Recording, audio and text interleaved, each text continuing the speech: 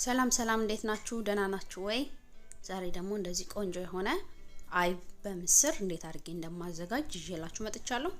በጣም ቀላል ነው፣ በጣም ነው የሚጣፍጠው። ትወዱታላችሁ ብዬ ተስፋ አደርጋለሁ። ወደ አሰራሩ እንሂድ።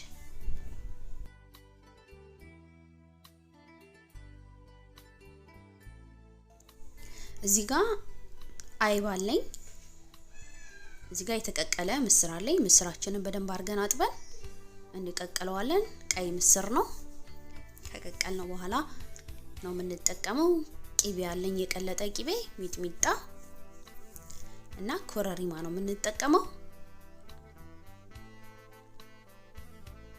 በመጀመሪያ ምስራችንን እናደርጋለን። የተቀቀለ ምስር ነው። ትኩስ ነው እንደምታዩት። ብዙም እንዲቀዘቅዝ አልፈለኩም። የሱ ትኩስነት ሁሉንም ያዋህድልኛል እሳት ስለማይነካው። ከዛ አይባችንን እንጨምራለን።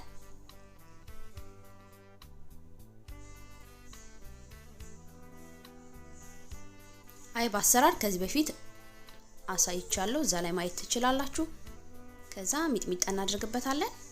ሚጥሚጣ የምትፈልጉትን ያህል መጨመር ትችላላችሁ። አንድ ማንኪያ ሚጥሚጣ ተጠቅሜያለሁ። ከዛ ኮረሪማ ትንሽ እንጠቀማለን። አንድ ሻይ ማንኪያ የሚሆን ኮረሪማ እናደርጋለን። ከዛ ትንሽ ጨው እንጠቀማለን። ከዛ ቂቤውን ከላይ እንደዚህ አድርገን የቀለጠ ቂቤ እናደርግበታለን። ቂቤ የምንፈልገውን መጠን ያህል መጨመር እንችላለን።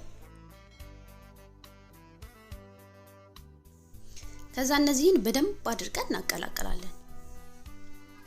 በደንብ እስኪዋሃድ ድረስ አንድ ላይ በደንብ እስኪዋሃድ ድረስ በደንብ አድርገን እናቀላቅለዋለን። ከፈለጋችሁ በእጃችሁም በደንብ አድርጋችሁ ማሸት ትችላላችሁ። በደንብ አድርገን እናቀላቅለዋለን።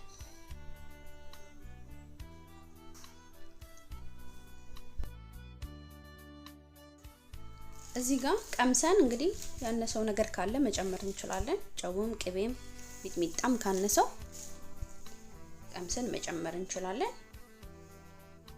በቃ እንደዚህ እያደረግን በደንብ ካቀላቀልነው በኋላ ቅርጽ እናስይዘዋለን ለአይን እንዲያምር።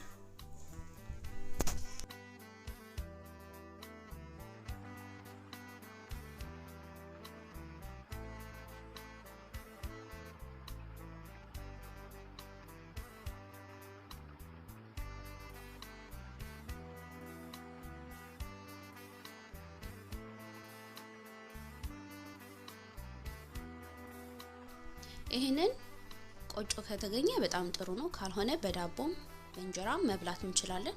በጣም ነው የሚጣፍጠው። ከዛ የቀለጠ ቂቤ ከላይ እናደርግበታለን።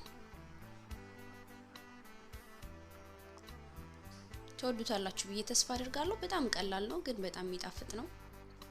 አንዳንዴ ክትፎ ምንም ስንሰራ ለአይነት እንደዚህ ማድረግ መስራት እንችላለን።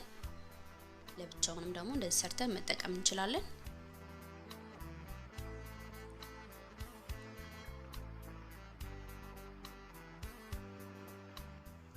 ትወዱታላችሁ ብዬ ተስፋ አደርጋለሁ።